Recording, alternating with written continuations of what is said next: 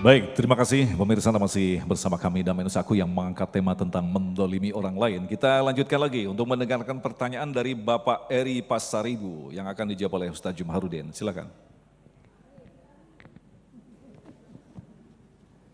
Assalamualaikum warahmatullahi wabarakatuh. Pak Ustadz, pada saat kita berdoa, biasanya kita berdoa itu memintalah yang baik-baik kepada Allah. Tapi pada saat kita dilalaikan hak kita dan kita terzolimi, kita berdoa, semoga orang yang dizolimi mendapat celaka atau dilaknat oleh Allah Subhanahu wa Ta'ala.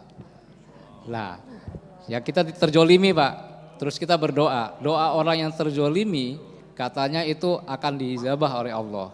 Ternyata doa kita dikabulkan dan cilakalah orang yang menzolimi. Bagaimana hukumnya? Apakah kita berdosa? Terima kasih. Assalamualaikum warahmatullahi wabarakatuh. Subhanallah, ini luar biasa pertanyaan beliau ini. Sangat luar biasa. Ada ayat yang bisa menjawab ketika kita dizolimi oleh orang. Dan ini ayat yang bisa mengajarkan kepada kita bagaimana menyikapi orang yang menzolimi kita. Allah Subhanahu wa Ta'ala berfirman, Innallaha ya'muru bil adli wal ihsan.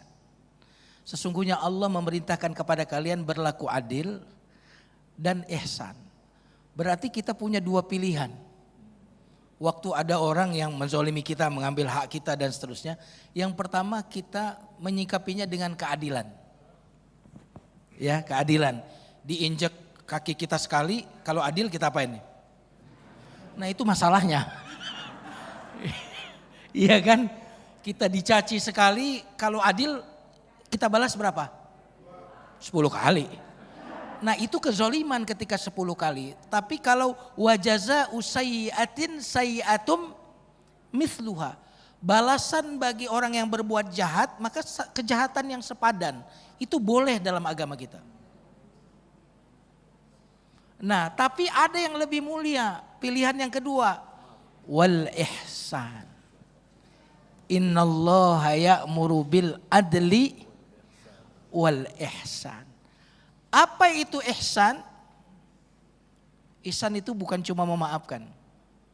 Makanya salah satu ciri orang bertakwa, wa'iddat lil muttaqin alladzina yunfiquna fis sarra'i wad dharra'i wal kadhibina al ghaidha wal 'afina 'anil nas wallahu yuhibbul muhsinin.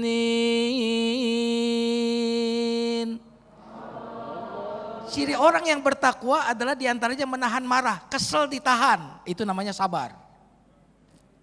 Ya, pengen balas ditahan, itu namanya sabar. Ini yang jadi penyakit kita, penyakitan ini karena nahan, ya kan? Tapi dapat pahala. Yang kedua tidak membalas, wal afina anin nas, ini memaafkan. Yang ketiga ini yang tadi yang saya katakan pilihan yang kedua tadi. Wallahu yuhibbul muhsinin. Apa itu orang yang berbuat ihsan? Ngasih parsel kepada orang yang zolimi kita.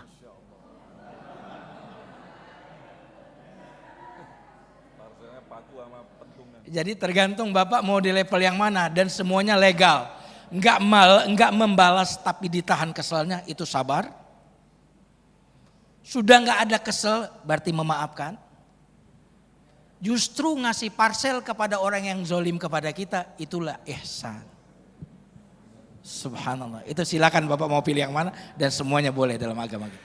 Tetapi apakah ketika kita menahan diri untuk tidak berdoa yang buruk kepada orang yang mendolimi kita, Allah akan menyelesaikan masalahnya atau seperti apa? Jangan-jangan ketika kita menahan diri justru dia semakin menjadi-jadi kedolimannya, Ustaz. Ya, jadi mendoakan celaka orang lain yang menzolimi kita itu adalah hak.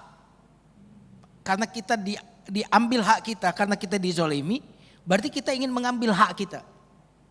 Nah tinggal kita mau mengambil hak kita atau tidak. Nah sebagian orang ada yang tidak mendoakan tapi langsung bales. Ya, dia dirampas uangnya, dirampas lagi sejumlah yang sama. Tapi itu kurang smart. Karena kalau kita yang membalas berarti kita membalasnya dengan kekuatan kita. Tapi kalau kita membiarkan itu pada tangan Allah berarti kita meminta balasannya melalui kekuatan Allah. Masya Allah. Kira-kira mana yang lebih dahsyat? Baik, terima kasih Ustaz. Pak Eri, pilih yang mana? Bersama.